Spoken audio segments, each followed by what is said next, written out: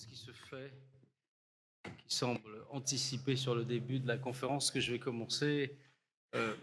Merci aux étudiants dans cette période de vacances d'être là et de garnir plutôt les tribunes du haut. Je salue tout le monde à distance et ceux présents dans cette salle. On est vraiment très très heureux de recevoir Vipin Narang ce soir, accompagné à la tribune, mais je la présenterai tout à l'heure, d'Héloïse Fayet, qui connaît la chaire, qui est venue déjà à d'autres reprises. Vipin Narang est une des figures les plus influentes de la réflexion stratégique américaine contemporaine, notamment sur la dissuasion et sur la prolifération. Si on fait son parcours, c'est un parcours d'honneur académique à peu près exceptionnel. Heureusement qu'il vient ce soir à la Sorbonne, parce que je ne sais pas quelle brillante université il n'a pas un jour fréquenté. À la fois le MIT, où aujourd'hui il est d'ailleurs professeur et directeur du Centre pour les études de police nucléaire.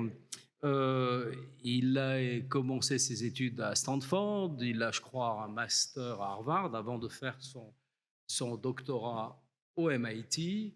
Et il a été, vous savez, souvent les invités qu'on a à cette chaire ont un double parcours. Eh bien, il répond canoniquement aux critères de la Cour, puisqu'à la fois il a un parcours académique, de chercheur, d'enseignant absolument complet, mais en même temps, il a occupé des fonctions comme assistant au secrétaire à la Défense pour la politique spatiale, avec un portefeuille qui couvrait, ça ne vous étonnera pas, ces domaines de spécialité qui incluent le nucléaire, la prolifération, bien sûr, mais aussi les problèmes de défense antimissile, de cyber.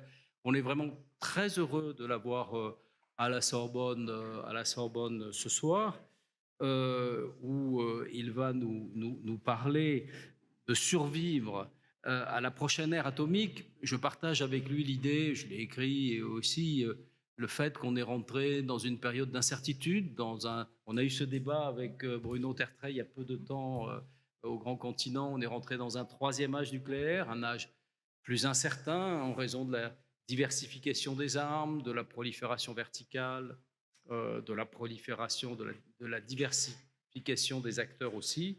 On le voit avec la problématique de l'Iran. We'll look at the issue of Iran and Korea, but I won't preempt the debate. He'll talk about that tonight. It's true that tonight, Sylvie Kaufman was highlighting that we would have, if we'd wanted to organize that, maybe Armel was prescient by organizing something about nuclear today. Well, it is a great coincidence after the President of the Republic's speech and the mention of a new concept, which will cover all the ones, the organization of deterrence, extended French deterrence, and the new concept of advanced deterrence.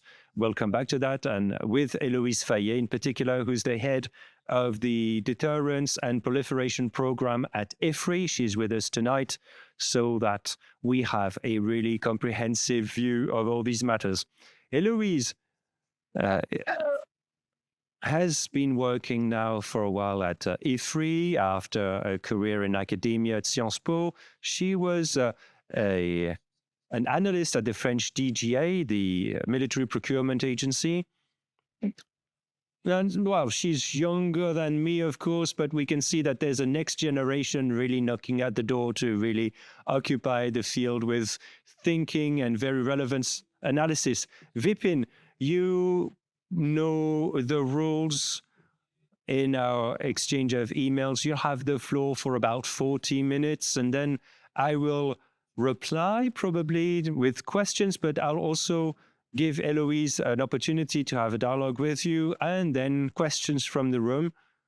And there we will give pride of place to students, as always, although there are hiding here and there, and then experts and researchers and all those who make the audience up. Thank you very much, Vipin, and you have the floor. Thank you, sir. I took 12 years of French in high school, but I won't try to deliver this lecture in French and insult everybody. It is truly an honor to be here on this beautiful campus on this gorgeous day, and I'm humbled to speak after the president's speech on French nuclear strategy and this concept of forward deterrence, which I hope we can talk about. I will surely disappoint after his speech But what I thought I would do is talk a little bit, mostly from the US's perspective, on where we are in this new nuclear age, the characteristics, why it's different, how the United States has thought about strategy, and as my co-author, Pranay Vadi, who served with me in the Biden administration at the White House, and I wrote in Foreign Affairs magazine last year, surviving this new nuclear age. And I close with, where we are, particularly on the question of extended nuclear deterrence in American strategy, which I think lines up well with President Macron's historic speech today on French forward deterrence. So let me start back at the end of the Cold War, now 35 years ago. The era of great power nuclear competition was believed to be over. The Cold War was over. The United States and the Soviet Union had no longer existed, began a process to reduce the number of strategic nuclear weapons in their inventories immediately at the end of the Cold War.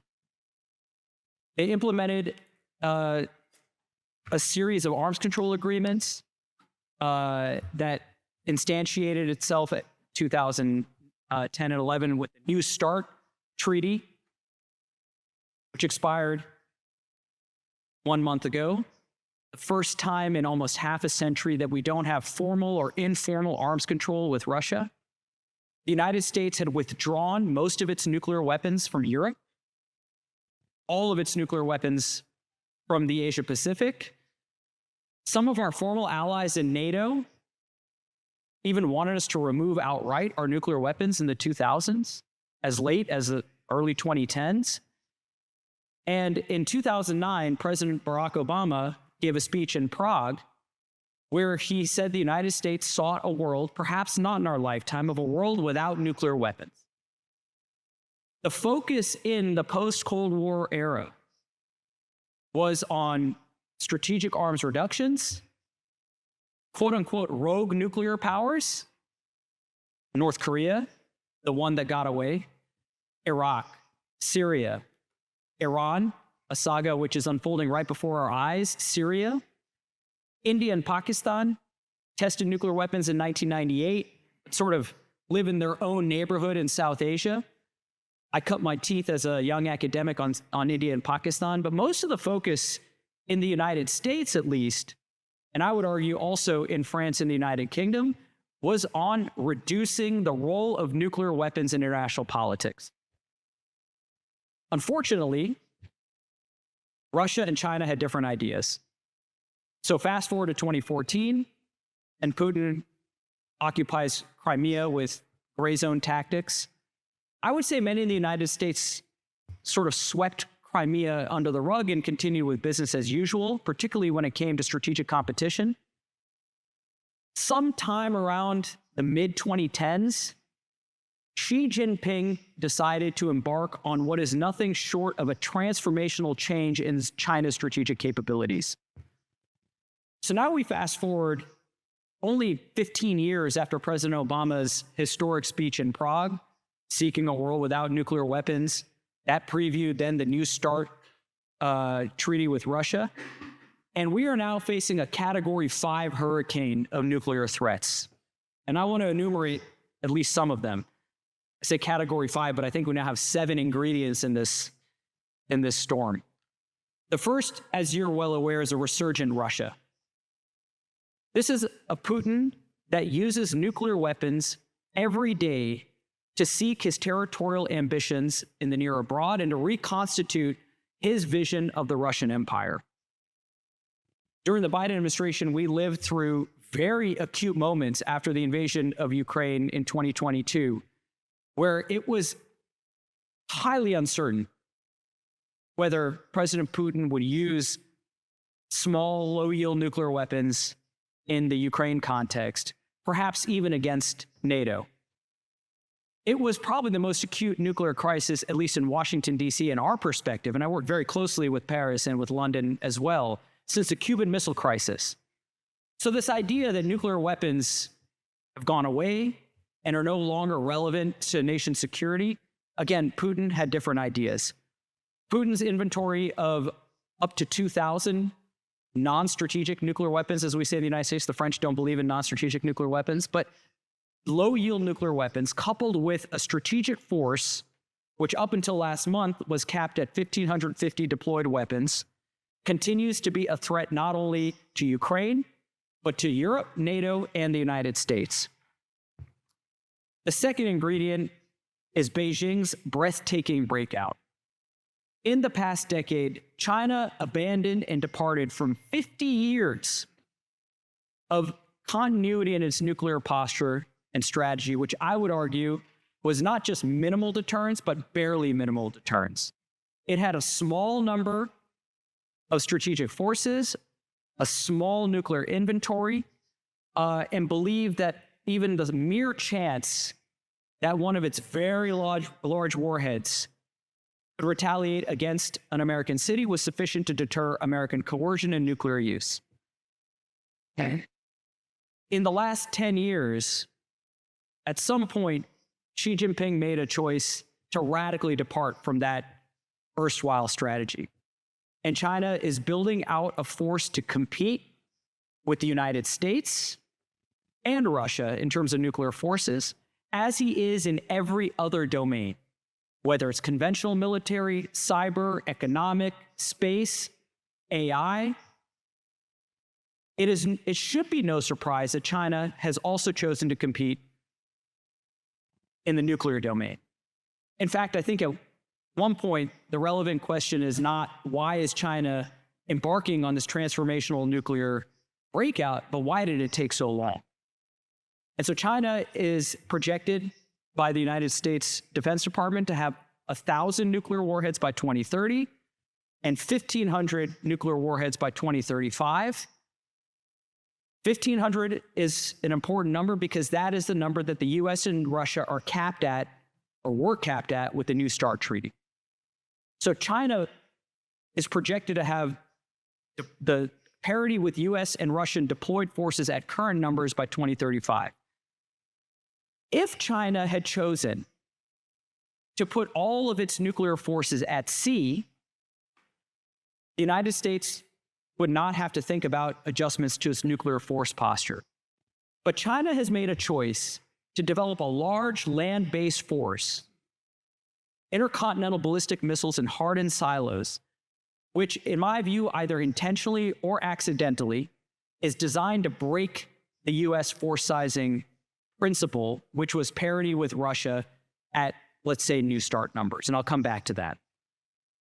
So first is resurgent Russia. Second category is Beijing's breathtaking breakout. The third is there's no slowing down North Korea. We often sleep on North Korea, but North Korea may be at the moment, the fourth largest nuclear power in the world and threatens US allies in South Korea and Japan. And Kim Jong-un has made a strategic partnership with Russia and with China that has advanced and accelerated its strategic capabilities. There's most rapidly diversifying, and on a per force basis, behind only China at the rate at which it's expanding its nuclear forces. It poses a severe threat to US interest in East Asia.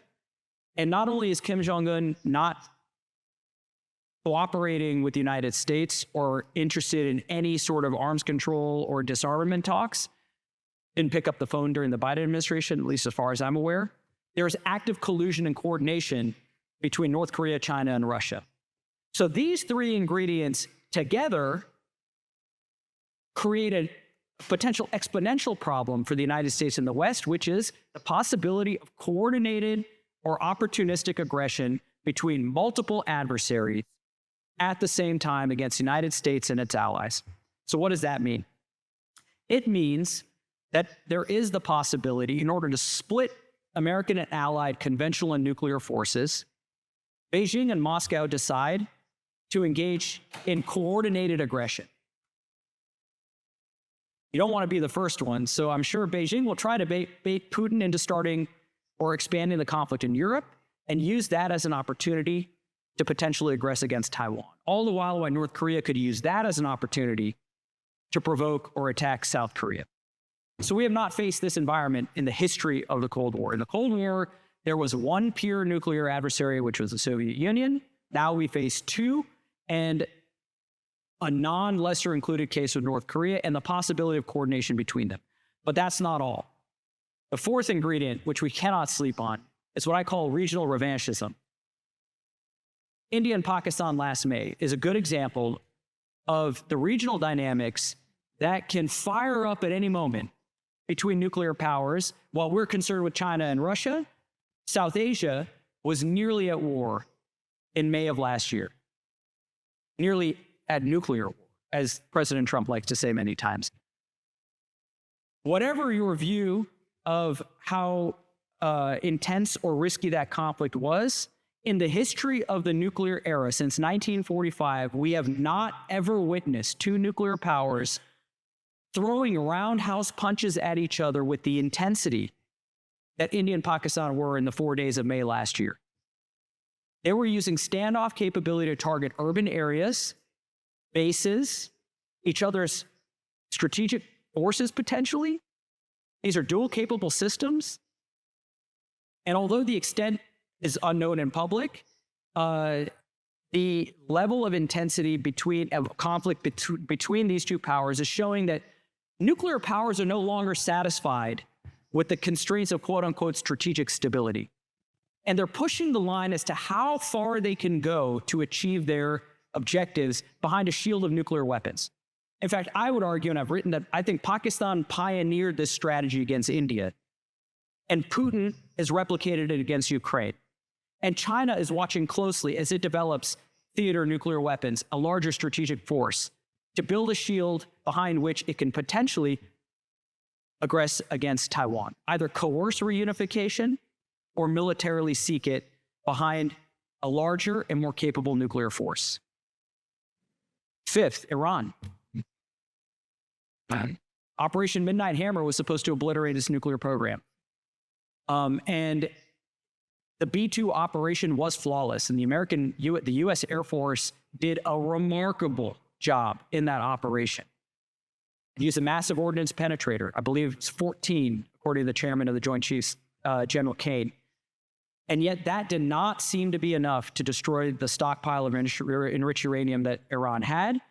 And based on the U.S. administration's claims last week, the nuclear negotiations with Iran were stalling to a point that I think resulted in the latest campaign that killed Supreme Leader Ayatollah Khamenei. The future of Iran is highly uncertain. The regime, its interest in nuclear weapons. But I think one lesson from the last year with Iran and its own saga with nuclear weapons is that it sat on the precipice perhaps too long. And that the model, if you're a regional power that faces the prospect of American aggression, is Kim Jong-un's North Korea. And you can't sit on the ledge and be close and use, sort of trade away pieces of the program for concessions because of the commitment problem in international politics.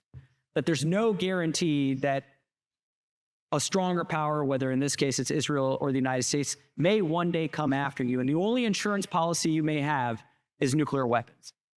And so if you contrast the different fates of Kim Jong-un versus Ayatollah Khomeini, I think a lot of potential proliferators will take the lesson, it's better to be Kim than Khomeini. All of this is occurring while the guardrails that kept the nuclear competition somewhat managed during the Cold War and after are crumbling.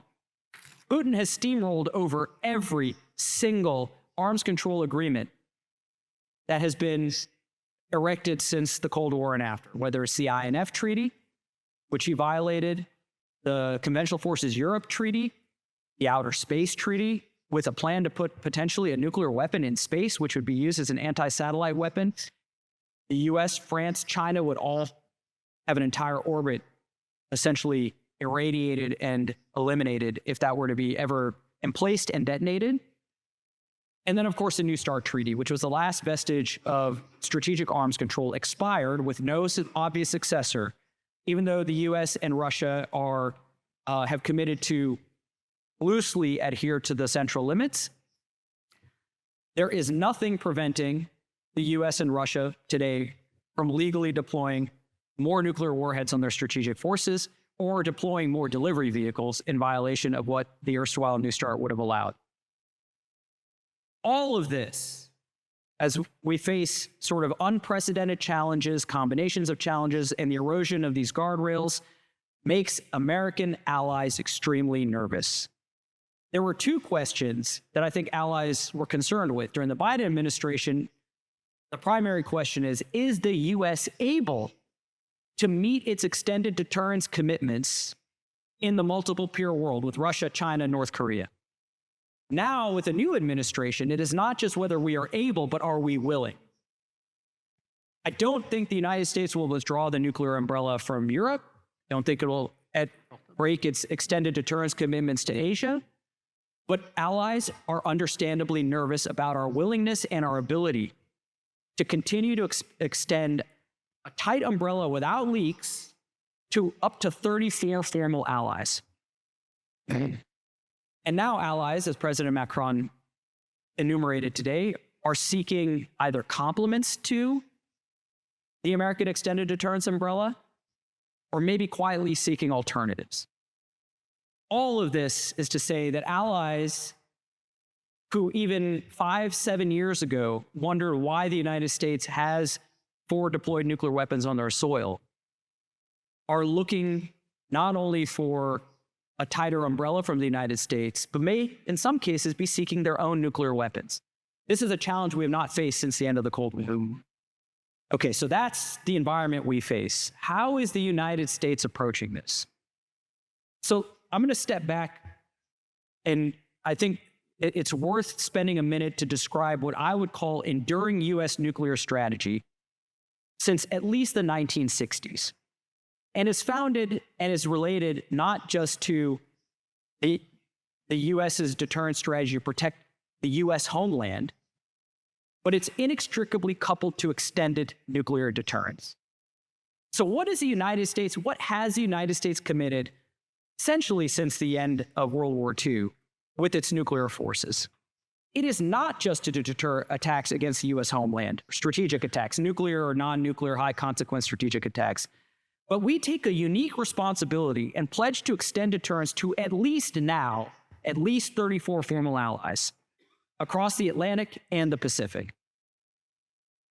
31 of which are in NATO, now that Finland and Sweden are NATO members, and at least 3 in the Indo-Pacific, South Korea, Japan, Australia. There are, of course, corner cases, Taiwan, but at least 34 formal allies. And it's a unique obligation. No other nuclear power, including France after today, formally commits to defend allies with the range of capabilities, including nuclear, against strategic attack. The United States could easily sit back with its best friends, the Atlantic and the Pacific, and rely on a deterrence strategy that only protects the homeland. But we committed to extended deterrence, not out of altruism, but because it's an American interest. Why do we extend deterrence across the Atlantic and the Pacific to 34 formal allies? I would say, number one, it bound the United States to the political and economic systems of Europe and the Indo-Pacific. It kept the economies and the political systems of our NATO allies and the Indo-Pacific allies relatively open when we didn't have military dictators installed in East Asia. And it gave us essentially free forward access for forces for our nuclear weapons. It provided a combined and augmented deterrent against a common adversary. We were stronger together. And over time, there became, I would argue, a core national security objective that extended deterrence solves, which is it slowed Allied proliferation. Extended deterrence is one of, if not the best, non-proliferation tool in the US toolkit.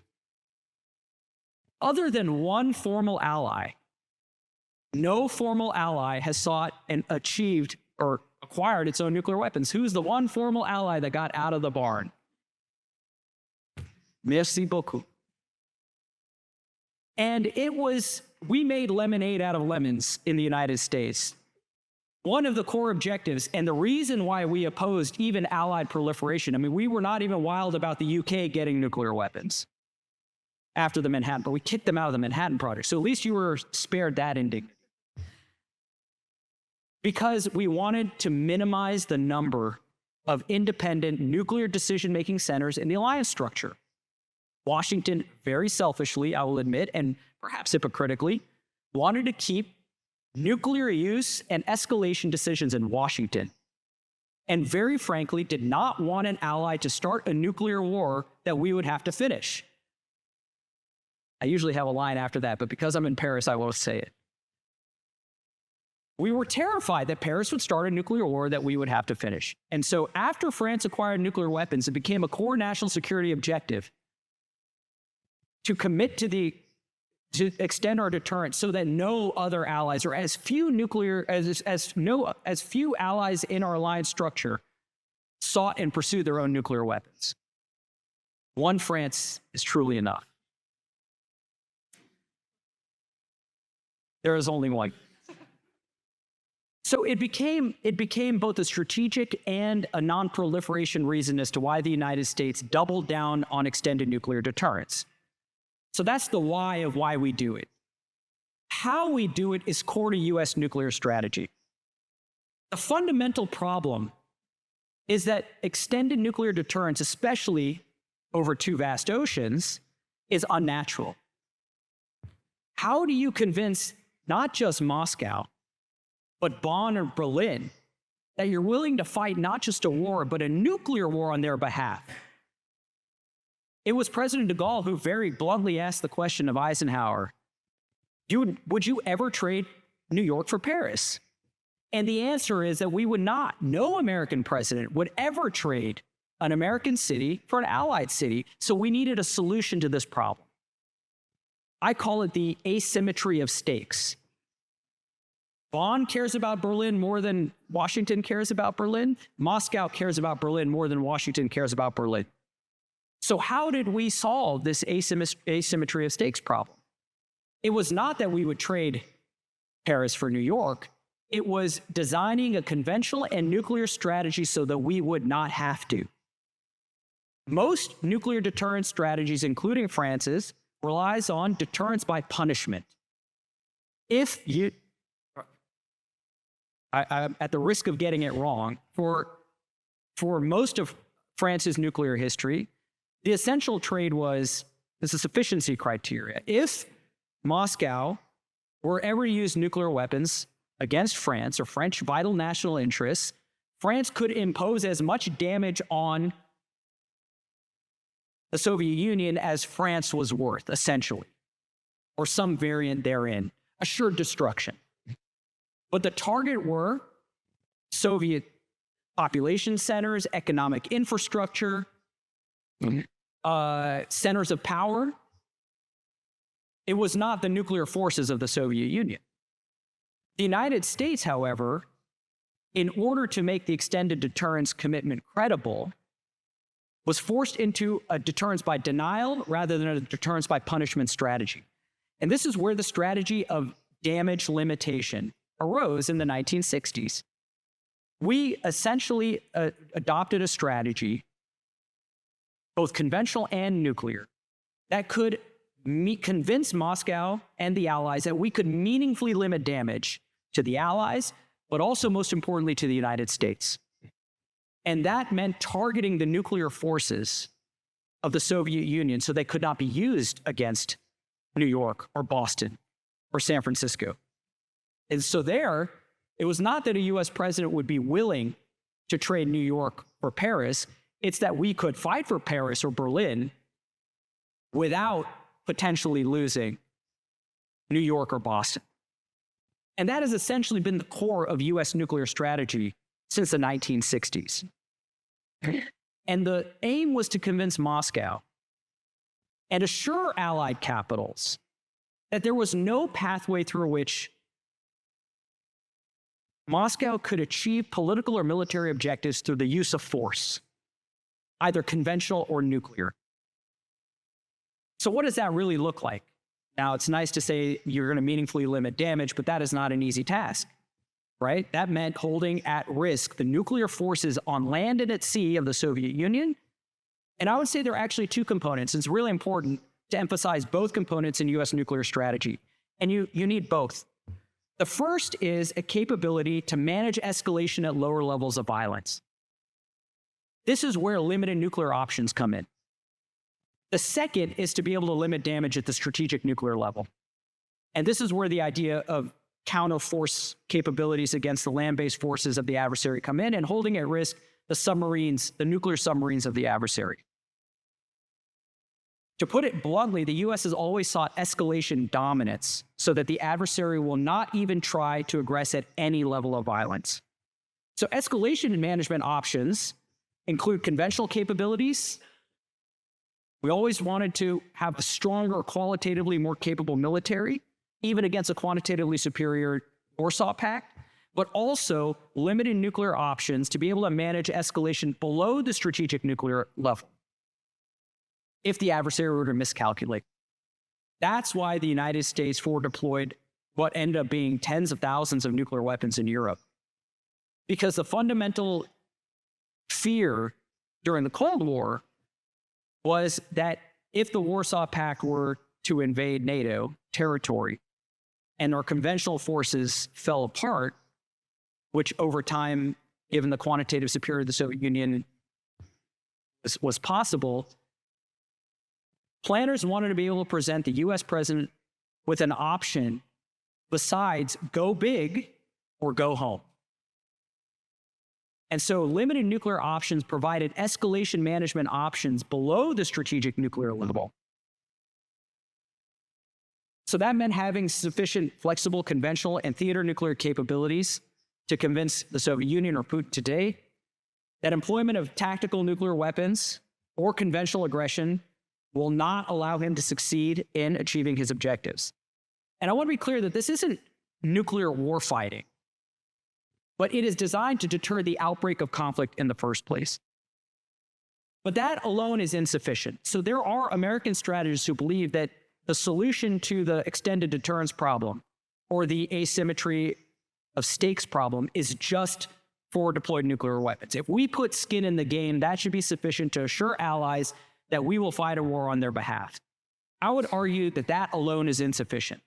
But you do need it so that you don't have to have the option, you don't present the president with the option of only going big or going home. So you do need these escalation management options, but it needs to be backstopped by a strategic damage limitation capability so that the adversary knows that if they continue to miscalculate and press, in the very worst moment, the United States can disarm them or have at least a sporting chance of meaningfully limiting damage against the US homeland. Immunizing the homeland was not only key to establishing escalation dominance against Moscow and now Beijing, but it was also crucial to assuring allies that we would fight on their behalf. Because if we didn't immunize the homeland, the Soviet Union could keep going in Europe and then threaten to destroy American cities, forcing a US president to essentially decouple from its allies. And so it's the combination of escalation management options in the middle and strategic damage limitation options at the top that is required to solve the asymmetry of stakes problem, I would argue, and make extended deterrence credible for the United States.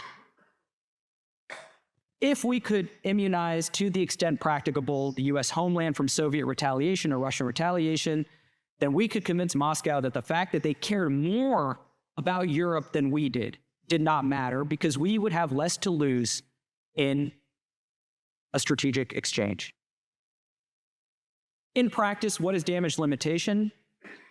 It's three things. It's often conflated with just offense or counterforce, But today, I would say damage limitation comprises three main sets of capabilities. The first is left of launch capabilities. And we shouldn't sleep on this with cyber and space capabilities. If we can disrupt the adversary's ability to employ its nuclear forces or communicate or command and control its nuclear forces, they can't use them.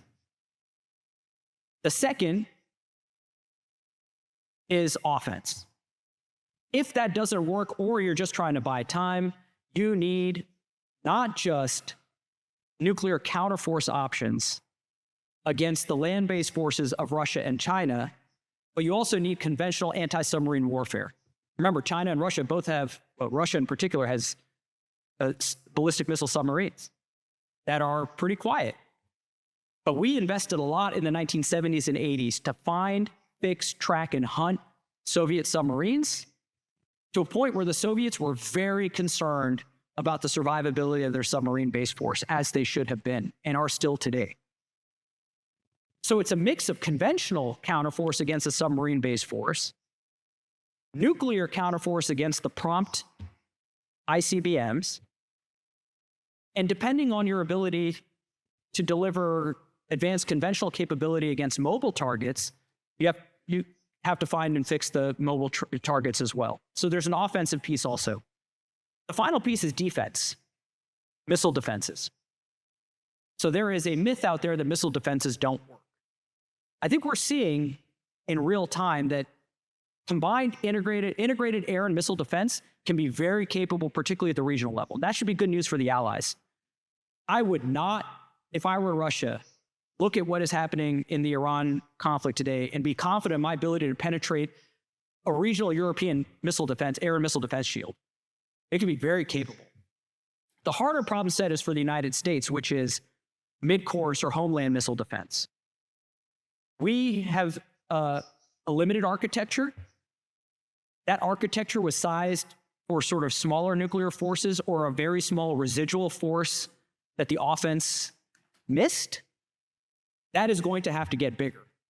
So there is a lot of criticism of the concept of various concepts of Golden Dome, especially the more ambitious space-based kill options. But the idea that the United States may need a more robust or augmented mid-course missile defense system in this new world because of Russian and Chinese capabilities is not far off the mark.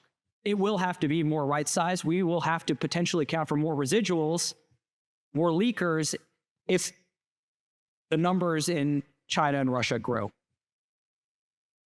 The combination of all of this is a suite of damage limitation options. And that has been the core of US strategy. And without missile defenses prior to the 1980s, it put a lot of pressure on the offense. And it really stretched the definition of meaningful damage limitation. Over time, the United States has gotten far more sophisticated and far better, I would argue, at damage limitation along each of these phases, left of launch, offense, and defense, such that our ability to meaningfully limit damage, I think, is very, very, very capable. But you say, doesn't doing all of this, threatening the adversary's second strike or assured destruction capability, undermine the concept of quote-unquote strategic stability? Or give the adversary incentives to go first? Yes. That has been essentially the aim of US strategy from the very beginning. We've never really believed in the concept of strategic stability as defined in the nuclear community as incentives not to go first. Because the problem with strategic stability at the top in the nuclear world is that it gives rise to what's known as the stability-instability paradox. If you have strategic stability, well, that creates the space or Soviet Union or Russia or China to do its worst at lower levels of conflict because it's not afraid of escalation. Because it knows that at the very top, it's a mutual suicide and will never do it. So you have to induce a little bit of fear at the top to create a downdraft of stability at the bottom. Because who pays the price for instability in the stability-instability paradox in the extended deterrence world? It's the allies. So in order to make extended deterrence credible, the stability-instability paradox is your worst enemy. Well, behind Russia. In fact, the United States has long sought to flip it and really induce an instability-stability paradox. Just enough instability at the top to give Moscow pause to start the music at the bottom creates what I would argue most diplomats and foreign policy thinkers think of as strategic stability, which is the absence of major power war. But in the nuclear world, that means that you have to be able to threaten at least a little the belief that Moscow and Beijing have in the security and the assurity of their second strike. So let's fast forward. That's enduring U.S. nuclear strategy and the concepts that underlie it. So fast forward today to the new nuclear age. How do we survive this new nuclear age with this strategy with multiple peers? Remember, the U.S. force was sized entirely for Russia. And our size was governed up until last month with bilateral strategic arms control. And those were founded on a principle of parity. So China's emergence, and particularly its land-based force, the ICBMs, break our force sizing principle. As I said at the beginning, if China had decided to go to entirely submarine-based force, we don't use nuclear weapons to hold at risk Chinese submarines. We use conventional anti-submarine warfare.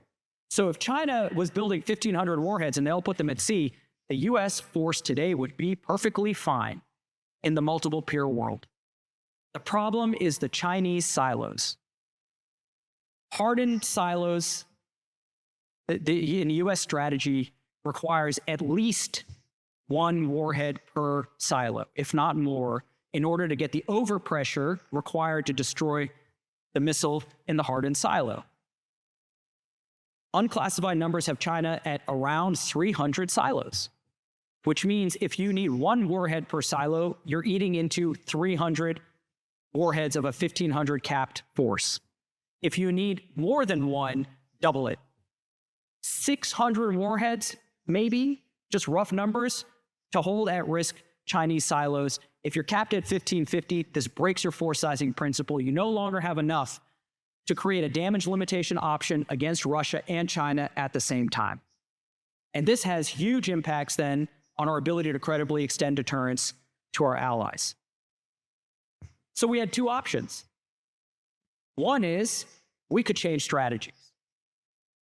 In fact, some have argued that the U.S. should abandon damage limitation as an objective and not increase the deployed force at all because it's not feasible, it's not credible, it's expensive, it's undoable, it causes an arms race. And instead, we should shift to a deterrence by punishment strategy, counterpopulation. We should just target Chinese cities and economic infrastructure, centers of power, same thing with Russia.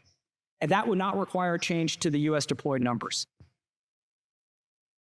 This would probably be sufficient if the United States' only goal and aim was to deter strategic attack against the U.S. homeland and only the U.S. homeland. But it would blow a hole through the credibility of extended deterrence, because once you get in the business of trading cities, it is very easy for the adversary to decouple us from the allies. Because it's not credible that the U.S. would use nuclear weapons against Shanghai if Beijing invaded Taiwan or attacked Japan, knowing that China or Russia would still be possessed of the nuclear weapons it would require to hit San Francisco, my hometown.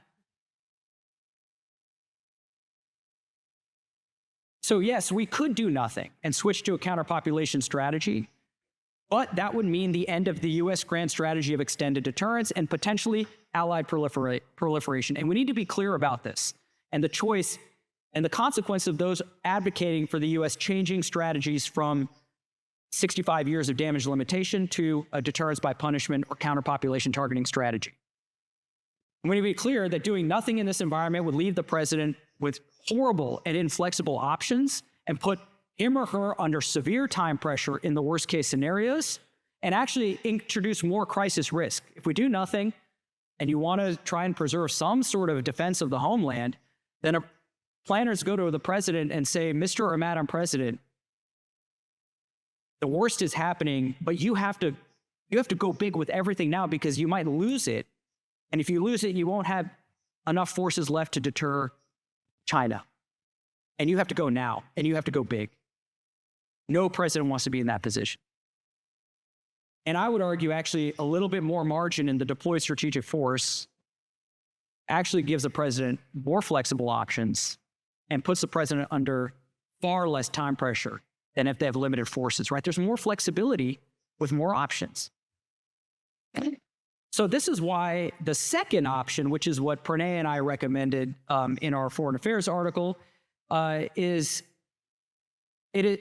we should make adaptations, as this administration has said in its national defense strategy, and adjustments to the U.S. nuclear posture to maintain damage limitation options against China and Russia in this new world in order to make our extended deterrence commitments credible. And these are simply modest changes. It is not that we need to pace China or Russia equally. We don't need the number of Chinese forces plus the number of Russian nuclear warheads plus one, because that's not how our strategy works. We allocate warheads for delivery systems. So what does this look like? What do these adaptations look like? And then I'm nearing the end. In terms of escalation management options, in the Indo-Pacific, our cupboard is pretty bare. We haven't had the theater or limited nuclear options since the end of the Cold War. And in the program of record in the United States now, for 2030 to 2034, is a proposal for a submarine-launched cruise missile on an attack submarine, on a conventional submarine. And this would provide potentially a non-visibly generated regional nuclear option, particularly useful against North Korea and China, so that our president doesn't have to go big or go home. We do need regional nuclear options in the Indo-Pacific, and we have very few right now. In NATO, we have the F-35 and the forward-deployed B-61-12s, which have all been modernized. That provides an option that is fit for purpose today, but we need to think about what is fit for purpose in 2035 and 2040, because even if Putin is no longer around, Putinism is likely to be. And given advances in Russian air and missile defense systems, we need to think about what comes next in NATO. And think about ground launch standoff capability, air launch strategic capability. This is where I really envy France. The ASMP-AR is exquisite. I jokingly or not so jokingly asked if we could buy some. You have a standoff capability which provides a real flexible and a very credible regional option and does not have a ballistic profile. So it doesn't have to come off a strategic platform. So in that sense, for me, the ASMP is the envy of my eye. In terms of strategic damage limitation, right, there is this myth out there that we have to double the number of deployed nuclear weapons. We do not. We have 1,550 deployed nuclear weapons right now because of where we were with New START. We have an additional 2,200 in the stockpile. In order to maintain a damage limitation option against Russia or China, actually 1,550 for a year or two is probably sufficient, because we have sufficient margin at 1,550 and already did in order to account for Russia, its land-based forces, and China. But at some point, China's growth is going to erode into that margin. And I would say in the next 5 to 10 years, the United States, in order to maintain a credible damage limitation option against China and Russia, at the same time, would probably need to deploy somewhere. There's no magic number. It's just how much risk you're willing to accept and how much margin you want. Now, some people want all the margin in the world and want 3,500 deployed weapons. I think you could get the margin that is required with a modest increase to maybe 2,000 deployed weapons. So from 1,550 to 2,000, that's like a 450 warheads from the reserve to the active deterrent. And again, there's no magic number, right? This is simply about how many delivery systems you're holding at risk on land and what warheads you have available. Some argue this is going to cause an arms race. Well, Russia, if you upload, Russia will upload. Russian upload doesn't change our targeting requirements. They can put more warheads on each missile, but it doesn't change the number of warheads we assign to those missiles. So if Russia wants to upload, let Russia upload to its heart content. Now, if anything you miss has more retaliatory power. So it's not like it doesn't create any problems.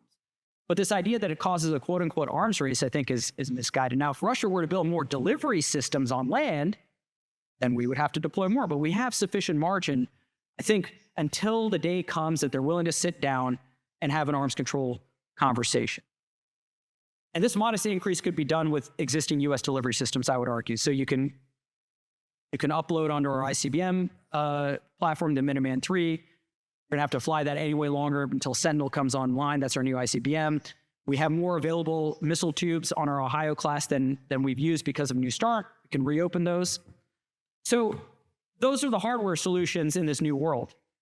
I am, however, well aware that we now have a software problem.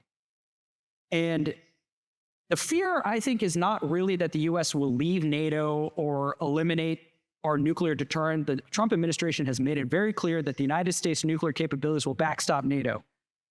And I may think the concerns about US reliability are overblown, but what I think doesn't matter. It was very clear to me in the Munich Security Conference a couple weeks ago that Europe is worried. And this is a worry that has clearly, I think, led to shifts, maybe not unwelcome shifts in the UK and France on thinking about how to better complement US extended deterrence. And so assurance is in the eye of the beholder. We're in a moment where Europe is now asking, particularly President Macron and the UK, what happens if the US oscillates in its level of enthusiasm, right? Which is, I think, sort of maybe what Europe and the allies may be facing for the foreseeable future. So I do want to say that Europe, the UK, France, and the United States were already coordinating on issues independently before the Trump administration. The United States wanted, it is in the US interest for France and the UK to do more in the nuclear deterrence space in Europe, because one solution to the multiple peril problem that we should not ignore is that if the United States is pulled to a crisis or conflict in the Indo-Pacific, we were going to need the UK and France to hold strategic and regional deterrence in Europe anyway, regardless of which administration is in Washington. So now it's sort of a different problem. And I think President Macron's speech, having only seen the sound bites and gotten some translation from the French, I thought it was as good as it could possibly be given the left and right bounds of French nuclear strategy. This concept of forward deterrence is not extended deterrence, but it implies a physical dimension to the European dimension that hasn't necessarily previously existed. I think the increasing the number of warheads, but leaving that increase unspecified, is assuring to allies, and I think should give Moscow pause as to what that may mean. I welcome and applaud the greater transparency on POCARE, on dialogues across Europe. All of that is welcome. The question that remains is extended deterrence, which is not what I'm saying President Macron proposed, because he very clearly did not. But the family of concepts that relate to using nuclear weapons to deter aggression against allies in another geography needs a solution to the asymmetry of stakes problem, or the decoupling problem. The US solution, and I'm not saying it's the only solution, or even the right solution, our solution, because of two vast oceans, was damage limitation. That doesn't mean that has to be the French solution, but I do think that France and the United Kingdom need to think hard about whether they need a solution to the decoupling problem, or whether residing on the continent is sufficient, because the stakes are higher for France. At some point they are. The closer the geography, the higher the stakes. So certainly Germany, Poland was enumerated, but I will note the Baltics were not. And that creates tiers within NATO that have to be addressed. And so while residing on the continent is one way to ameliorate the asymmetry of stakes or decoupling problem, what is the theory of the case, or does one need a theory of the case about how to prevent Russia from decoupling France and the UK from the rest of, especially NATO? If Putin were to use nuclear weapons against the Balts or Poland, but not against France and the United Kingdom, how do you convince both Moscow and Warsaw that you're willing to fight a war on their behalf at that point, as opposed to sitting it out. And how acute is the asymmetry of stakes problem? And how does one solve that? Or the decoupling problem, whatever you prefer. The US had a solution, but we also had a unique geography. And I'm not saying our solution was perfect, and I'm not saying it's the only one.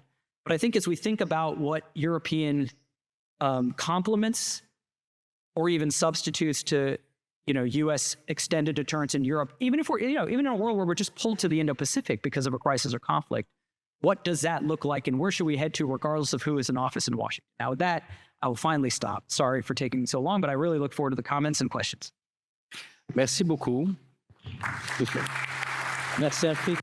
Well, thank you so very much.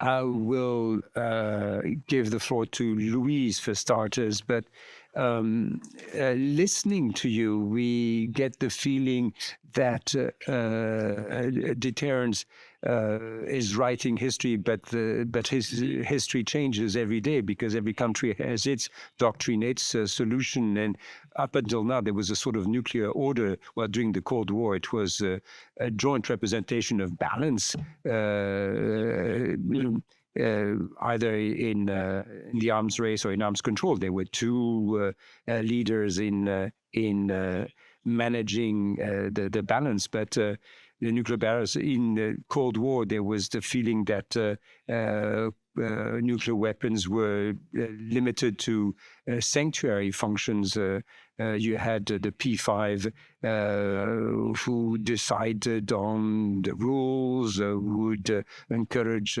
disarmament treaties, the banning of nuclear testing, and so on and so forth. So there was back then a sort of discipline, a disarmament discipline, and the P3 or P5 rather, that would contemplate methods to control proliferation, verification, and such like. And there was some convergence of doctrine back then because France always had a sanctuary doctrine, likewise China. The Soviet Union, by removing weapons from its satellite countries, became again a nuclear power protecting only its own vital interests. And then the risk of decoupling, transatlantic decoupling, still existed to some extent because they were heavy weapons protecting the U.S. homeland, and then the residual weapons from the Cold War, the B-61s, that were not redeployed in Europe with the expansion of democratic Europe. They remained in Germany, Italy, Netherlands. So there was a sort of international order, but that we get the feeling today that this is a big international disorder, as it were, with the doctrines going every which way. Every country has its own. Russia goes both for deterrence and bullying and coercion, and they've been using weapons by way of demonstration. China, well, refraining from first strike, that may well be what distinguishes it from other nuclear powers. France is changing its own nuclear doctrine. Anyway, the issue remains. We don't have leaders or P3s or P5s or a common conscience. Members of the P5 only talk in situations of emergency, and even during Iran, they didn't talk beforehand. So that issue remains. And when you come back to the way the European issue is all organized, that was mentioned by the President of the Republic with this concept of forward deterrence. Well, the contradiction is not on the French side. For 60 years, we've been accommodating with this contradiction of saying that our weapons are aside and deterrence is decided by the president and protecting our vital interests and warning shots and so on. And we could accommodate this contradiction with NATO, but if our NATO partners were to commit to this shared deterrence, they would have to combine two doctrines that are poles apart. The French doctrine says that we want to become a nuclear battlefield And so for that, we considered that deterrence stops the war or potentially deny it preventively with the threat of punishment. Well, we talk about mass reprisals, but there's still a first strike somewhere. It's simply a punishment strike, but there's a commitment at a much higher level when crossing the nuclear threshold. And that means that we also need conventional deterrence between Europeans. So that's what I see coming round the bend. NATO nuclear weapons are mostly a political pledge from the US, a political strategic pledge, and so that European leaders don't ask themselves what would be the yield of a B-6112 dropped a few miles from its point of impact. But on what country? What would be the penetration of a nuclear raid in a non-permissive area like Russia? That means that where France built strong capabilities with long-range missiles, and there's utmost fragility on the side of the Europeans, we can say that it breeds escalation. And well, if one day the Baltics were invaded by Russia, we wouldn't shoot a B-61, and so we would have to shoot Russia for demonstration purposes, it seems. That's what I think is what is highlighted very strongly after this address. That's the clarification of European choices that will have to happen, because I think that all Europeans are very careful and they're all very willing to maintain the connection with the US, as the President of the Republic said. But there will probably be new demands from European states, either those that are on the front line now and that don't have American weapons stationed on their territory, or maybe new American weapons that are compatible with the F-35. That's what I can see happening or coming up. And so the European will sort of be with its back against the wall in terms of Atlantic alliance. Those are a few preliminary thoughts to hear your response, and then we'll let Louise and yourself have a chat.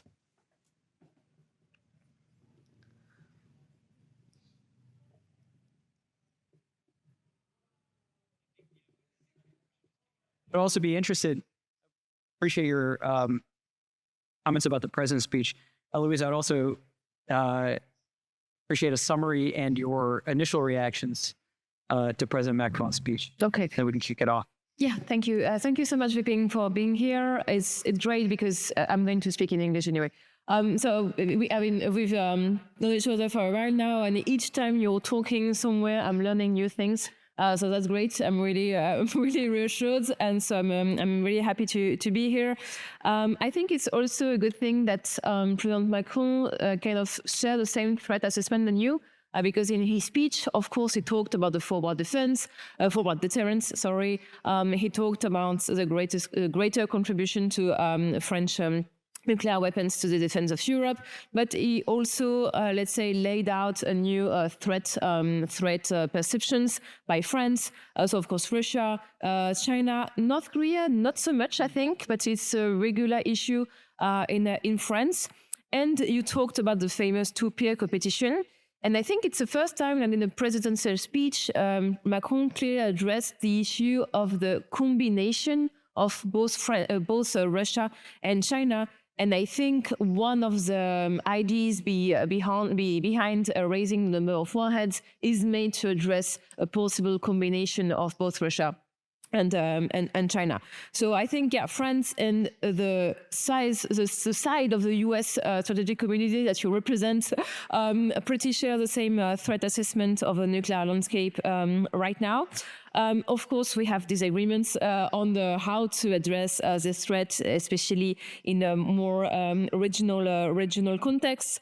But I'm really glad that you liked the presidential speech. I also like the fact that you are an admirer of the ASMPA. I'm not sure we will ever give it to the US, but maybe, one day, maybe it's to the Brits first, and they could transfer you, afterwards. The CNSP of the funds. Yeah. I also should say that I've also long been an admirer of the depth of French nuclear strategic thinking. Yeah. And you never abandoned it. And as much as I love to joke and, we tease each other, France and the United States. And this is a comment I think that comes out of Louis' remarks also. You arrived at a very clever solution to a very unique deterrence problem, because you were indirectly covered by the umbrella, but not directly. And this concept of final warning with Moscow criteria, sufficiency, is actually a very clever solution within that broader context.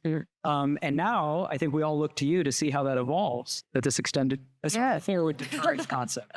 No, thank you. But, sometimes when I go to seminars, like international seminars, and they say, I'm going to give you a lecture on the great thinkers of nuclear deterrence, it's only US thinkers. So I'm glad you addressed the fact that, yes, we do have French thinkers. Yeah, of course. And some recent also evolutions of the French nuclear deterrence that were presented by President Macron. So interesting fact, he kind of dropped the idea of dommage unacceptable damage. Yep. He said that it would be damage in a way that the country would not get up, would not be able to be on the feet again. So I think it's an interesting. So Hans, yeah, we can open the question. We will see how it goes. But I think it's a way to be maybe a bit clearer. Maybe unacceptable damage was something a bit blurry, too ambiguous, and we are slowly coming out of our ambiguity. But yeah, so enough talked about the French nuclear deterrence. So I have a couple of questions additional to the ones asked by Louis. So maybe something still on the current US strategy and the fact that there might be a need to upload new nuclear warheads.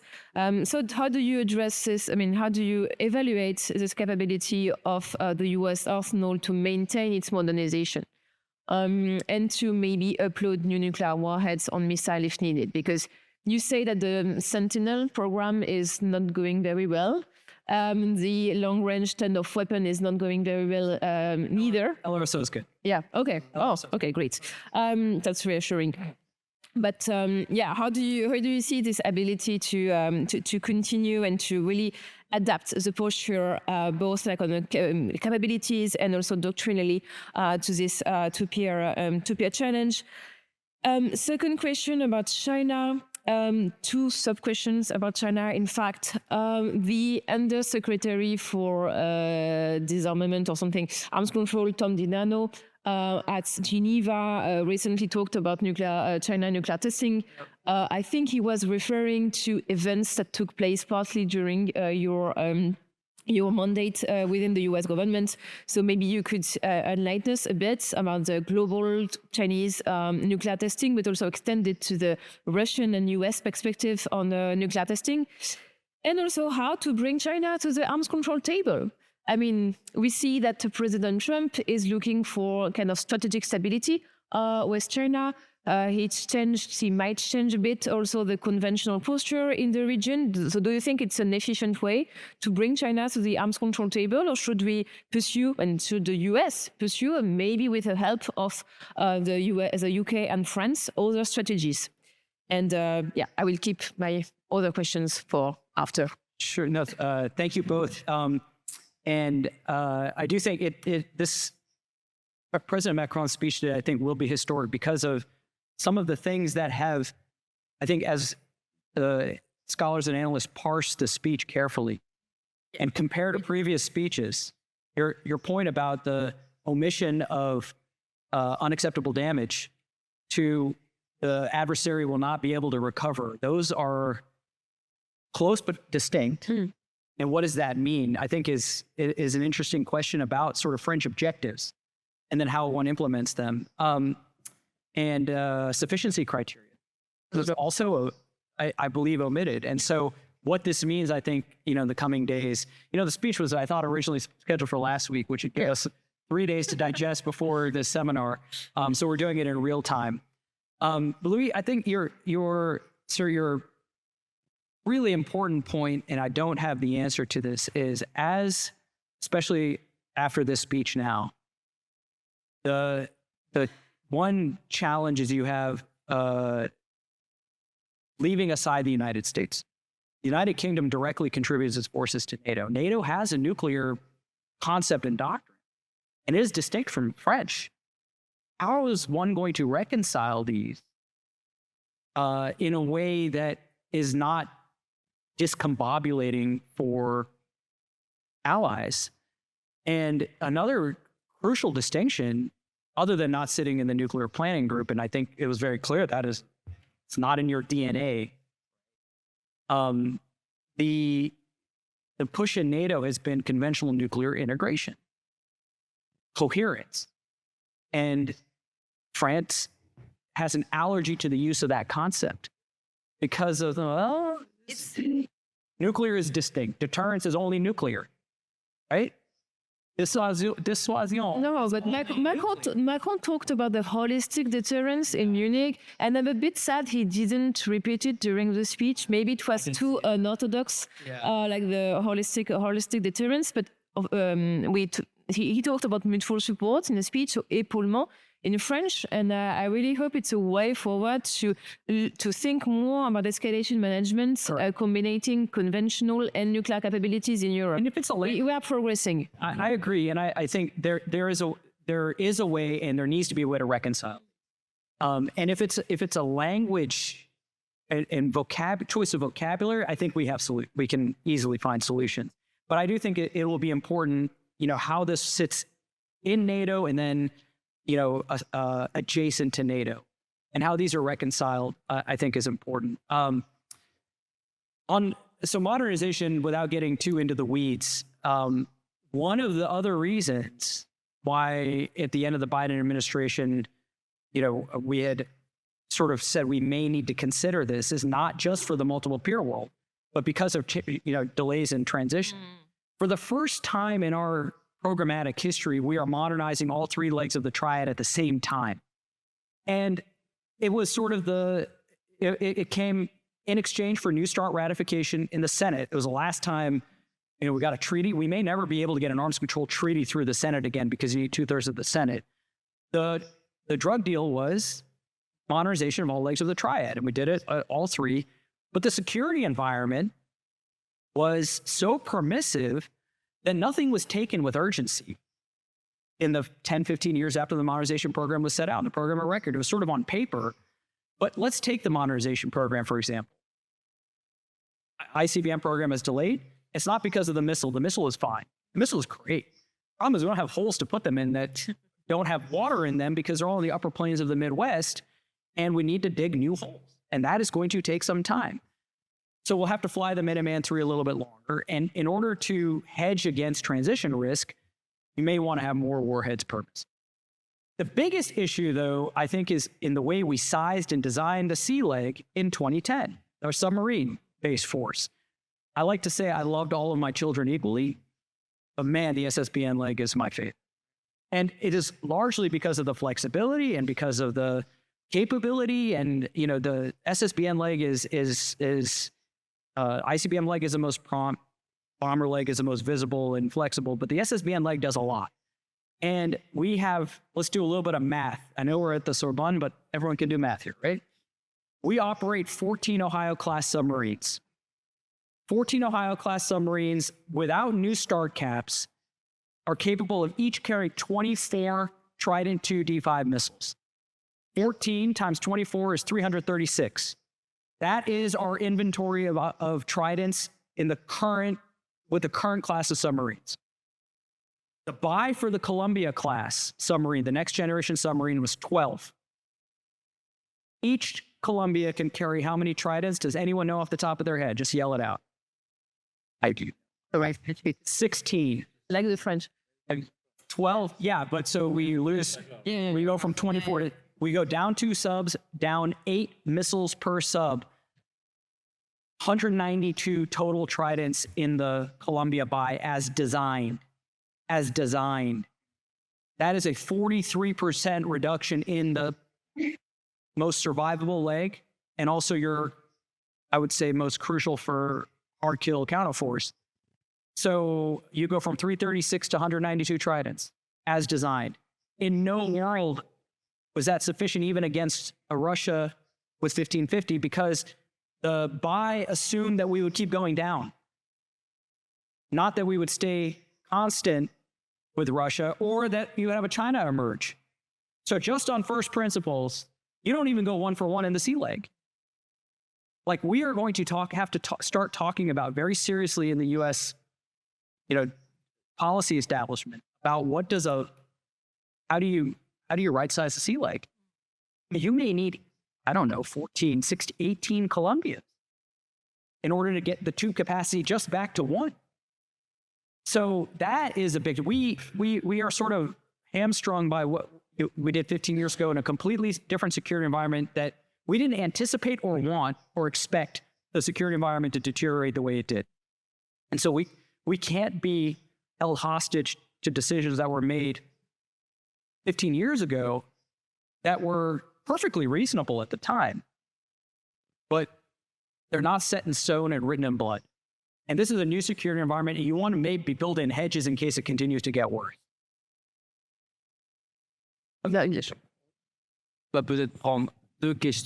Maybe we'll take 2 or 3 questions from students, and maybe Eloise can come back and wrap up. Questions from students. Madam, Miss. Please raise your hands because we can't really see you. There's someone at the very top there. Yes. 2 questions here. The gentleman in blue. Yes, hello.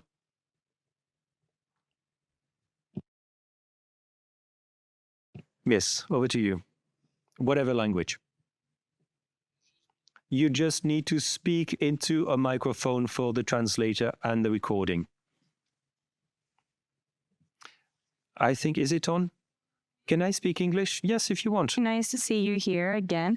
I have a question that is more about what you said as kind of like the emergence of damage limitation strategy in the United States as the solution to, this credibility problem. I have an alternative reading of U.S. nuclear history. Now that we have access to the archives, I feel that, it was not just that. It was a little bit more of a domestic history issue. It was more about, McNamara trying to kind of like rein the U.S. Air Force. They were really thinking about huge numbers of nuclear warheads. They were really thinking about like those expansive, targeting plans.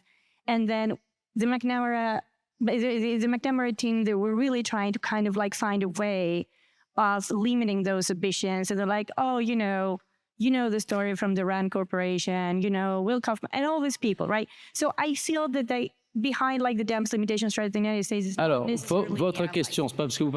Please get to your question. It is very interesting what you're saying, but please get to the point. We're asking you to be fairly straightforward in your questions. Just taking all these, to now and how damage limitation again appears to be the solution. I was wondering, what about off-ramps? Miss. We kind of feel that there is like off-ramps, right? There is like this idea that the escalation will be controlled and we will be able to dominate escalation. But at the end of the day, it takes 2 to tango, and you will have either Russia or China against you. Do we have, especially because we don't really know the effects of nuclear weapons, right? We don't Bien. really Et alors, quelle est votre question? So what is your question? Parfait. Alors, il y a... Yes, perfect. Gentleman at the top.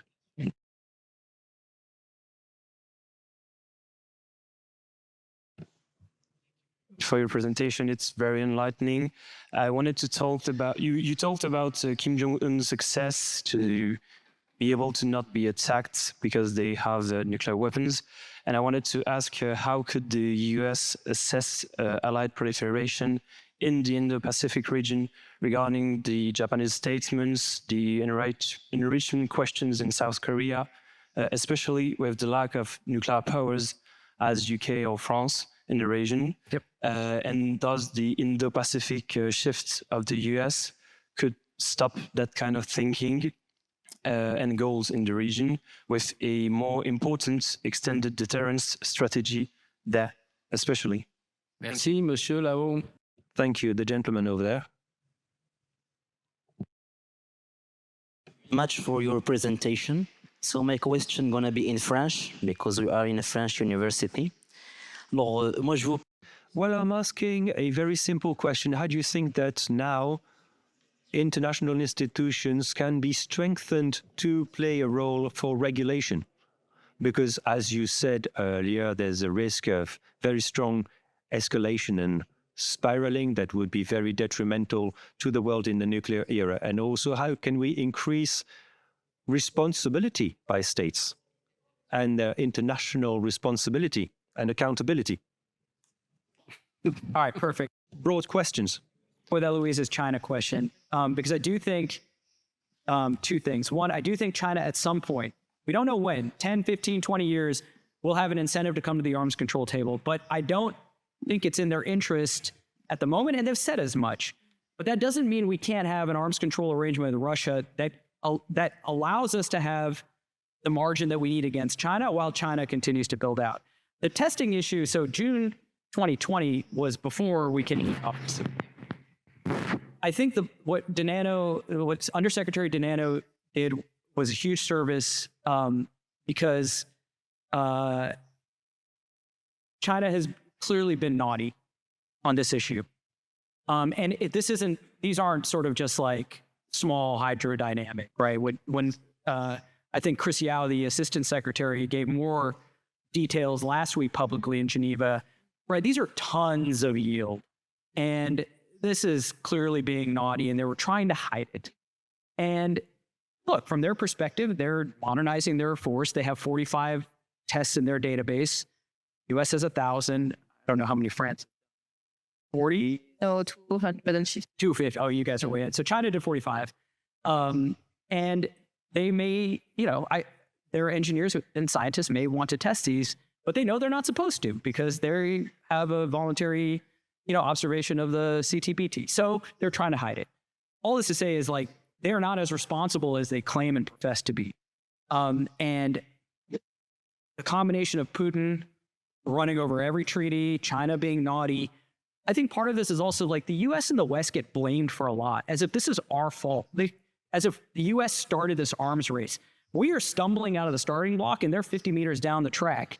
So I think it's an important context setter that China's doing things that it says it says it's not, and it's trying to hide them.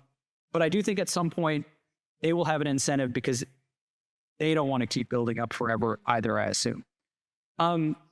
Off-ramps. Well, I agree on your point about damage limitation also being overdetermined. There was legal reasons, moral reasons, military-industrial complex reasons, organizational service reasons, but all pointed in the same direction. So we sort of ended up there.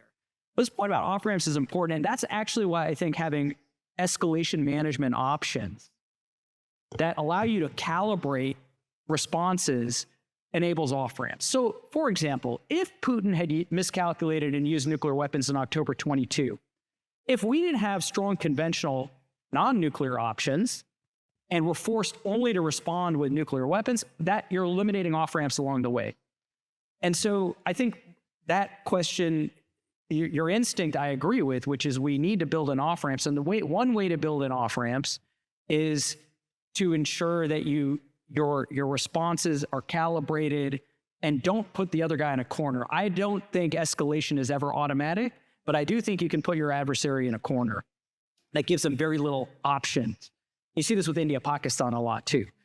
Other off-ramps, it would be nice if China were willing to talk about risk reduction measures short of arms control that built off-ramps into a crisis or conflict. What I don't want is a Cuban Missile Crisis moment where things go wrong this time with China in order for Beijing to realize, it would have been really nice if we had some risk reduction measures and crisis management techniques. Now, they use the argument not to talk about it as crisis prevention, right? They're more likely to get in a crisis if we have off-ramps.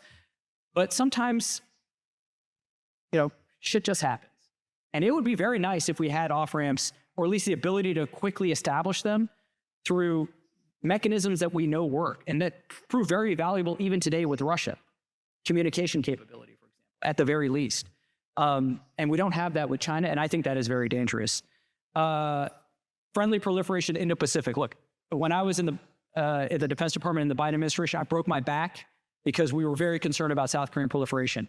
In fact, if President Yoon didn't declare martial law in December of 2024 and was still president, I think there's a non-trivial chance South Korea would be farther along on this because of the concerns about the Trump administration's commitment to South Korea in particular. But I worry about East Asian friendly proliferation. That's at the top of the list. South Korea and then Japan, not for necessarily irrational reasons, but I think that this is a real concern. And Prime Minister Takaichi has been very forward-leaning about these issues in a way that Japanese prime ministers have not typically been. She's more forward-leaning, I would say, than even Prime Minister Abe on these issues. And that's related, I think, to the institutions question. And I'm going to focus on the NPT here, because we sort of take the NPT for granted because it's been around since 1968. However, Iran aside, the next state that acquires nuclear weapons is likely going to be an advanced industrial state in good standing member of the NPT. What that does to the NPT, and if a cascade follows, if South Korea goes, I'd be stunned if Japan doesn't. What does that do to the NPT? An NPT that's already fragile, I think, is run hollow, and then you've got unfettered proliferation.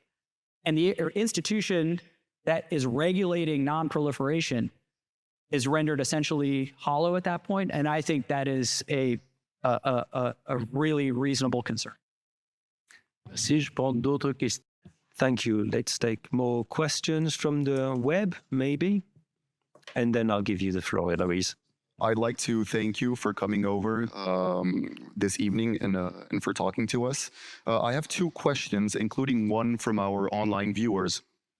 My first question is about the importance of the air capabilities.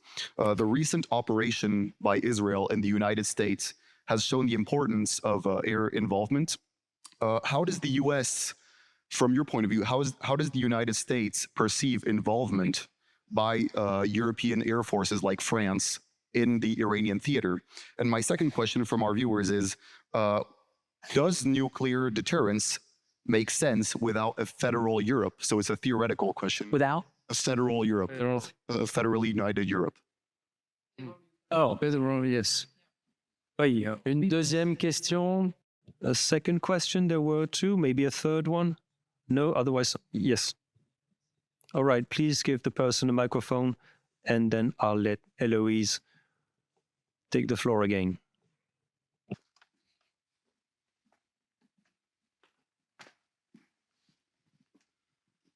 Can you hear me? Yeah. Thank you very much for your intervention, for your conference. It was very enlightening. I had a question, much like Sarah back there, about the global international institutions and how we can tackle this problem of a blocked United Nations Security Council and the future of nuclear proliferation in that sense. So could you maybe, do you have an idea as to how things could evolve in a positive or a negative way, especially since other nations, India, Pakistan, other, as you were mentioning, are willing to acquire this nuclear weapon, Iran, and the operation against Iran is mainly justified by this nuclear proliferation. How do institutions, global institutions, United Nations specifically tackle this advancing, looking forward? Thank you very much. If I may add questions to the list and react to what has been said, I think it's very important to think collectively about friendly proliferation or allied proliferation, because as you said, the NPT is not really made to prevent this kind of proliferation. And I don't think we would know how to deter like South Korea or Japan or Saudi Arabia to go towards nuclear weapons otherwise than through reinforcing extended deterrence toward them. And we've seen also in Europe some like concerning remarks, especially from sometimes Germany, Poland, Scandinavian states, saying that, yeah, they could develop their own nuclear weapons. So usually I think, at least for European countries, it comes from a deep unknown of nuclear weapons. But in South Korea, I would not say that, but I think it was pretty reassuring that Elbridge Colby, who used to be a real promoter of a friendly proliferation, back to the first Trump mandate, he was asked a question at the Munich Security Conference: are you still in favor of the friendly proliferation? And he said that no, for him it's not a relevant option anymore. So I hope they will maybe design a policy to really address this. Chose his words very carefully. Yeah, I know. But I liked it. He said U.S. policy. Yeah. I said. Yeah, not him, but no, I liked it. He's a good Yale lawyer. Yeah. No, but I just wanted to add a question to the list about, as you say, the escalation management and the asymmetry of stakes. And I think really the French forward deterrence is based on the fact, as you say, that we consider that the French vital interest has a European dimension. And we see that due to the geographical position, but also the European Union and NATO, there are no extreme threats to Europe that we would not answer. And so it's really based on, there are more stakes in common between France and European countries and between European countries and the US. So we might not need the same capabilities. But again, if you had like one advice for European countries to to manage escalation dominance without flexible nuclear weapons, so with an articulation of conventional weapons and strategic nuclear weapons, how would you do it? Like based on experience, for example, of escalation dominance between South and North Korea, or the situation in Ukraine, or stuff like that. What would be your one advice? So I want to link that question to the first question about air involvement, because so there is this tendency, and I'm not saying it's necessarily bad, but I think we need to think about it, to say the Allies should get really high-end conventional capabilities, including long-range precision strike. But we should ask, do we want allies to be able to start a war that then can chain gang the rest of the alliance in? And who controls the employment of what are conventional capabilities that can have strategic effect? This is true in South Korea. It's true German, Poland. I mean, I'm not picking on anyone, but this is actually a question that I think we need to think hard about, which is, I am all for more alliance capability and the allies doing more. And I think that is one, we're seeing allies contribute more, one out of fear, but also because, I think there's a recognition that the threat is the threat is not going away. But in terms of alliance management, thinking about the escalation potential and the chain ganging potential of some of these capabilities, I think is important, right? And how that relates to escalation management. And to the air question, it's sort of the related. We all focus on high-end stuff. And look, France and the UK participated in intercepting, when I was in government, the volley of 300 plus projectiles. And the display that of cohesion the alliance showed was really, really incredible. And, allies want the newest, shiniest thing. I want F-35s. I want this. What about tankers? When we talk about air involvement, let's talk about tankers. You know what really sustained the latest round? The fact that we had enough tankers to support the air operation. But there's a dearth of reliable tankers in the alliance structure, right? So you think about the most likely employment of nuclear weapons, it'll arise out of a long, intense conventional conflict, most likely. It's not going to be a lead-off hitter, right? Which is both a good thing, but also a bad thing, because you're going to have a lot of attrition of conventional capability along the way. Are you going to have enough F-35s in the alliance when the time comes? Are you going to have enough tankers left to support a strike mission? And so we tend to over-index on the high-end stuff, hypersonics, long-range precision strike, F-35s. Let's not sleep on the backbone of military operations, which is logistics, fuel, and transportation, right? All of that. And so that was sort of a non-answer to that question, but I do want to emphasize that we don't sleep on some of the non-sexy stuff also. The friendly proliferation, I think this is going to be, I think, the fundamental grand strategy question. And it is both for allies considering it and for Washington. I think Washington has been pretty consistent, right? For very strategic reasons.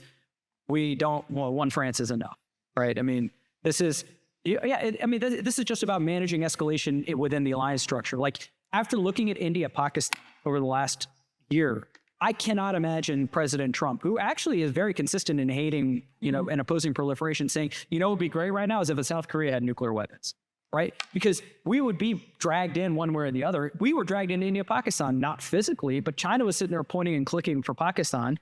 And President Trump, had to spin up because the administration had to spin up because this thing was really getting intense. Do you want to see that on the Korean Peninsula, where the economic consequences for the U.S. and the globe would be catastrophic? And for allies, there is this belief that you just snap your fingers and get nuclear weapons overnight. Well, you're very vulnerable along the way. Like, South Korea is facing a North Korea that has hundreds of warhead head start. I think North Korea is going to have a vote or a say if South Korea tries to get nuclear weapons, and South Korea is going to be very vulnerable. And then we could get dragged into that conflict. Small arsenals are very vulnerable. Right? No state has acquired nuclear weapons in, I would say, less than 5 years, and a survivable arsenal within a decade to a generation. So these things are slow. Missile material production doesn't happen overnight, and especially if you have to hide it. And so all of that risk, as the state is proliferating, is pretty high. And if it's in Europe, you could start the very war you're trying to deter. And same thing in East Asia. Et si on prend un autre cycle de questions, monsieur ici. Right, we could have another round of questions. This gentleman here, and raise your hands clearly because we can't always see you. And I believe there's a question there to my right. Please go ahead. If I may, many thanks for this lecture. And I mean, we don't want to play down Russia's threat, but and you have the situation in Ukraine and other challenges. But do you believe that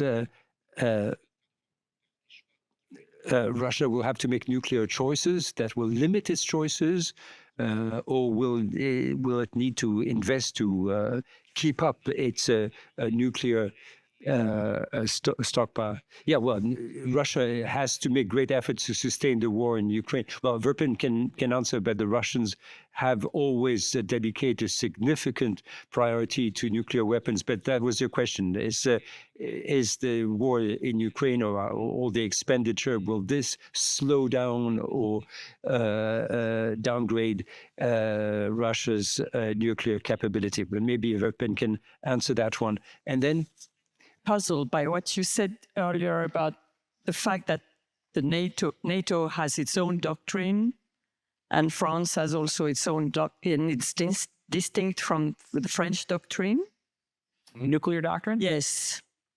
And so, I'm sorry, I'm not an expert as you both are, so three of you. But is there a problem here? The fact that France is not in the nuclear planning group, and that now with what President Macron has proposed, it's going to have all these European countries cooperating with it. I mean, can this all work together without any problem? Is it? Yeah. Not the point. I think that question is on prend une troisième? Maybe a third question, and then, or is there a third question? Maybe not. Ah, yes, there's.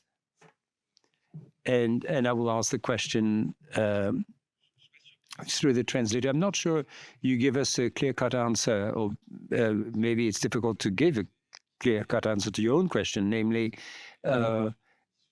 is it the case that the U.S., or does the U.S. still wish to provide extended deterrence? To what extent is the U.S. committed? I mean, what's your appreciation of that? Well, it depends on whom you ask in the U.S. Yeah, well, I imagine, but I believe that Europeans should take this into account. I mean, there's some uncertainty out there. What's your take? I mean, we can see that in spite of major policy differences, there is some continuity in American policy. There has been for the past few years, just because the Democrats get the White House back. It won't change much, even if some people may wish for that to happen. But that was a personal comment. I'll take it back. I'll take it back. Okay, I'll take those in order. The Russian nuclear question, the conflict in Ukraine has depleted its conventional capabilities. They've rebuilt and are rebuilding quickly, but I think it has also increased their reliance on nuclear weapons. If there's one thing the Russians can still do, because it's really not a major power except on one dimension. They know how to build nuclear weapons. They never stop building nuclear weapons. They're very good at it. That doesn't mean they don't have problems, right? You see the public reports of the ICBM test blowing up in the silos. They have had issues with their exotic systems. If they want to spend their time on exotic systems, that's all fine and dandy. They can waste their time and money that way. But in terms of core, like basics, they're very, very good at making nuclear weapons. And I don't see any evidence that the Ukraine war is going to slow that down, or their modernization program is going to slow it down. If anything, actually, I think it is going to increase their reliance on nuclear weapons. And I would say this is evidenced by this concept to put a nuclear weapon in space. Because rather than mess around, the Russians are also very good at thinking of brute force solutions. I was both shocked and not shocked at all when this program emerged, when Representative Turner declassified it to 7 billion people. We spent all this time thinking about direct descent ASAT weapons and missiles for 1v1. The Russians like, screw it. Put a nuke up there. Take out entire, it is the ultimate Russian solution, because they're not very dependent on space. We are. The Western alliances. Also, it turned out, unfortunately for them, so is China. And so that gives you a leverage point. But I think Russia's going to increase its reliance, and they are very good at making nuclear weapons. The Ukraine war does not give me any sort of comfort in sort of their trajectory on nuclear weapons. French doctrine versus NATO doctrine. I will let Eloise respond, but the NATO doctrine is aligned with the UK and US doctrine. French doctrine is distinct, and France has cautiously, not participated in the nuclear planning group. And there's a broad doctrine, true, right, which about escalation management. And I think you're starting to see some movement towards, but there are still these issues about conventional and nuclear integration that are core to sort of where NATO is going. And it is hard because France does not sit in the nuclear planning group to align all of that. Now, I say this with all due respect, I do love Paris, but London right now has a capabilities problem because they're so dependent on the US programmatically. France has a DNA problem, which is, what is your position towards NATO, qua NATO, on the nuclear question? And there's this federated European question. That would be a disaster. You can't have tiers. And there are ways around this. And this is why, my very quick reaction on the president's speech was, it was about as good as it could be, given the left and right bounds of where French strategy and constraints are vis-a-vis NATO. I thought it was very, very good. But if you're NATO, you have some NATO allies saying, well, why don't you just join the nuclear planning group? But that is off the table, right? It's a non-starter. So given that that's a non-starter, this is about as good as it's going to get, right? That's sort of, I think, my view. And I want your response to that. I will very quickly say, look, you're right. I didn't take a position on it because I don't know. And I don't think the US administration right now knows either, because you have different voices within the administration. The president, after the Hague summit, that probably was as good as it gets in terms of assurance for NATO. He left, I think, feeling warmth towards NATO. But there are others in the administration who don't. The official strategic documents say all the right things. The US will continue to provide nuclear deterrence and the backstop for NATO, and allies need to provide for their conventional defense, right? There's nothing really controversial about that, except when the push comes to shove on conventional nuclear integration and this concept that the US always wanted to manage escalation in any conflict, conventional to nuclear. It's not as easily separable. So what does it actually mean? If we're responsible for nuclear, the allies are responsible for conventional. But if an ally starts a conventional conflict that then requires the U.S. to come, are we going to be there? Oh, no. I think there is a difference in style in this administration, obviously, from the previous administration. But you're right to say that there is some evidence that we're not walking away, and I agree with it. I actually don't think we will ever walk away. It's too sticky. Our extended deterrence commitments, our foreign deployed forces, our nuclear weapons, the alliance institutions are very, very sticky. And I don't think we can walk away, and I don't think we will. So that's why I think concerns are somewhat overblown about the reliability of American extended deterrence. There is no conflict in NATO or East Asia that doesn't, or the Indo-Pacific, that doesn't touch on U.S. vital interests. And ultimately, I think, when push comes to shove, we'll be there. But what I think doesn't matter. In Munich, the sense I got was that there's concern here in Europe. And that's the reality. Yeah, maybe 2 quick points on the French NATO doctrine and also extended deterrence. So, of course, as you say, there are stark differences between the French and NATO doctrine, but I think the main issue is that we don't really talk to each other, meaning that, as you said, France is not in the nuclear planning group, and there has been, let's say, a lack of enthusiasm from the French point of view to explain or to talk about nuclear deterrence within the NATO structures. But fortunately, I think it's been changing and evolving for the last couple of years. And I don't think the issue of a conventional nuclear integration is only an issue for the French-NATO relation. I think it can be an issue within NATO too. But again, the main problem is basically we don't know what are the plans of NATO regarding the use of nuclear weapons, or we know them partially, and NATO doesn't know what are the plans for the French targeting, for example. So if we are not really clear on the French, I hate red lines, but on the French red lines and the NATO red lines, there is a risk of, let's say, a miscalculation or at least a mismatch in escalation management. But I really feel like we are progressing on this on this issue, and we will be ultimately not integrated, of course, with the NATO nuclear planning, but at least maybe like going towards strategic planning within the conventional framework of NATO, with deep resistance strikes, missile defense. We will talk more tankers, strategic enablers. We will talk more and more about strategic abilities, and so it will be easier, I think, to bridge the gap, let's say, between nuclear deterrence and conventional deterrence, even though, of course, on a French point of view, but also on a NATO point of view, there is still a stark difference between the two, and the nuclear weapons are only a political weapon.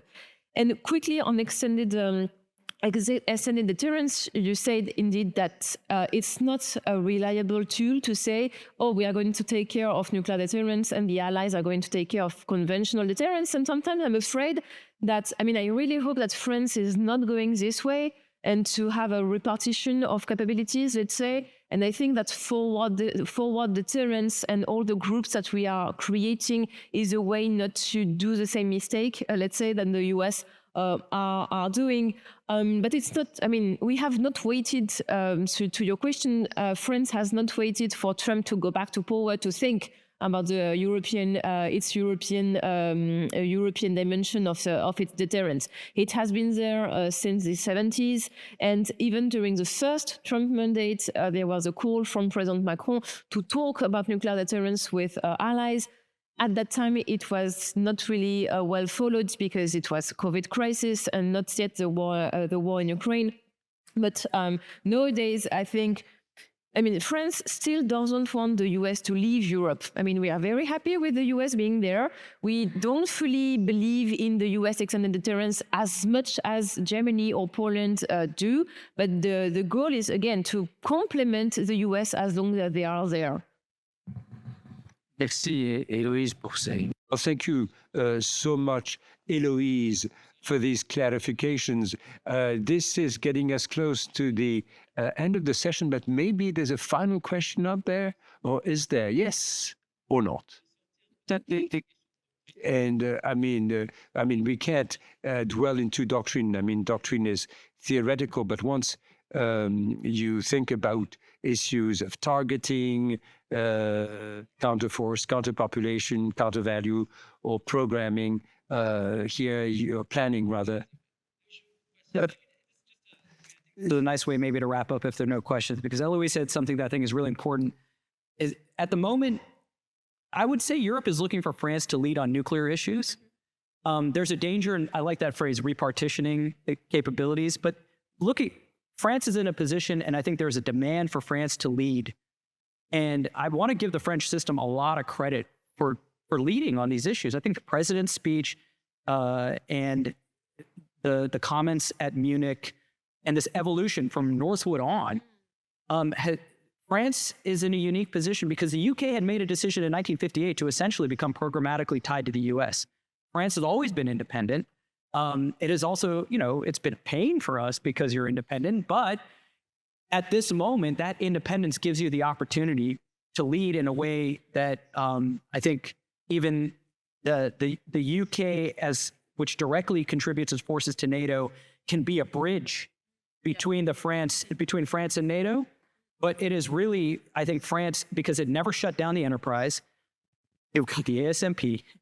And you've had to think about nuclear strategy independently and carved out a clever solution with the final warning and, what does it take to deter? I think the challenge is you've done it ensconced within and behind the US backstop. And so you had a France, I've had somebody, maybe it was one of the counterparts that I work with, you had a French-sized strategy for a French-sized problem. Now you have a French-sized strategy for a European-sized problem. And what does that look like? And I want to close with I want to give your system a lot of credit because they really did lead on these issues. And there were, to the extent possible, given the constraints, political constraints and historical constraints on French participation in the NPG and the nuclear matters, the French system was very forward-leaning on this. And, I think the idea of you may be independent, but you're not uncoordinated. And we shouldn't give the misimpression that there was ever uncoordination, but the coordination was getting better. And we thank good for that, right? It was a forcing function. And so there is an opportunity to lead. That's why I think still haven't been able to read the president's speech in full, but a lot of credit for moving the ball forward. And it may be I'm sure it'll be criticized. Oh, it's incremental. It's not enough. From my perspective, this is a lot for the French-sized strategy for now that has to become a European-sized, to solve European-sized problem. And it's not just because I'm in Paris, I'm saying that. Oh. Yeah. No. Exactement. Pourrait prolonger longtemps. Bon, c'est sûr. Oh, that's very true, and it's true. This is a turning point. Some things cannot be shared. Programming cannot be shared. Likewise, operational training, you can't share. Even with our British partners, we can coordinate, but I can't imagine one day, I don't know, programming jointly. We can coordinate it. Each country has its own plan, but then we can coordinate. This is maybe the dividing line, and we'll ask the question next time, listening to the head of military procurement. But maybe Vipin can talk about the issue of anti-missile defense vis-a-vis the new performance of nuclear weapons, because we can see that you have the Germans who'd like to cooperate with us, but still we find differences on the matter of anti-missile defense. And so I don't know if in one sentence you can say something about this competition between the sword and the shield, the new generation of missiles, and the developments of new anti-missile systems. But then we will continue next week with the head of military procurement. Vipin, you have the final say on the matter, if you can say in a few words about this. I think it gives me the opportunity to more broadly say that nuclear strategy is often over-focused on, at least in the US, we over-focus on offense. But defense is equally important. And also, I don't want, left of launch. When we talk about allied contributions, there are real opportunities for allies to focus on left of launch capabilities with space or cyber, electromagnetic warfare. We've got the offense. Allies can also provide some defense. And that balance is always going to be important. And it's a cat and mouse game. New technologies emerge, responses emerge. Then, you're always trying to evade and respond. And so one thing that, both, I think, NATO and allies can do better. It's not just often what or how much we spend. It's what we spend it on, and then optimizing across the alliance. What are the comparative advantages and what solutions can be offered? Everyone wants the F-35. Everyone wants, and that's great. But like not everyone, if you have a bunch of F-35s but no tankers, can't fly them. So how do you think about optimizing across the alliance? And when you're thinking about both conventional and nuclear, it's a mix of left of launch with new capabilities, offense, defense, and making sure they're always adaptive to the security environment. Merci infiniment, Vipin. Well, thank you so much, Vipin, for this remarkable lecture. And you deserve a round of applause.